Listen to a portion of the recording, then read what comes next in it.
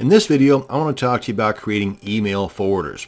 And in the mail panel of your cPanel control panel, what we're talking about is these guys right here, forwarders. Now, while there may be several different reasons why you would want to create a forwarder of your email accounts, my main reason is time, saving time. Time is money, so in this case, I'm going to be saving money too. Now, as far as the forwarders, basically, what I mean by that is that I've got several domains, and each domain I have at least 3 email addresses assigned to that one domain. My name, sales, and support. Now, there may be several other emails, but that would just save me that much more time if I were to forward those also.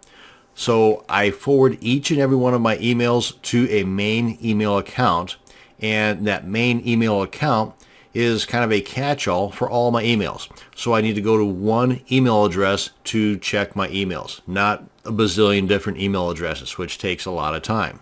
Now, these forwarders, they allow me to see not just the email, but the email address they were sent to. So whenever I reply, then that reply comes from that particular email address, not from the one they were forwarded to. Hopefully that makes sense.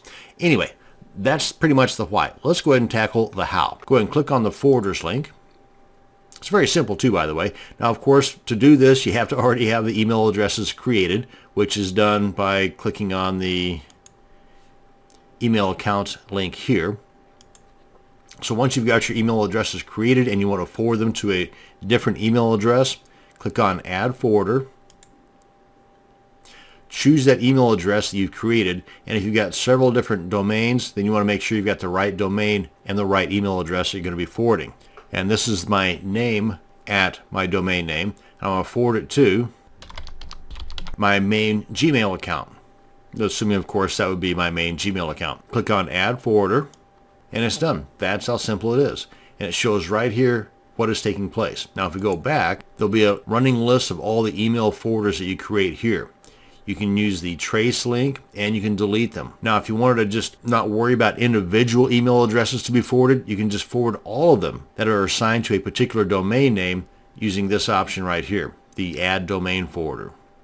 The process is basically the same as adding a forwarder to an individual email address, only this way you're doing it to everything that might come into that domain in the form of an email. And that is how you create an email forwarder.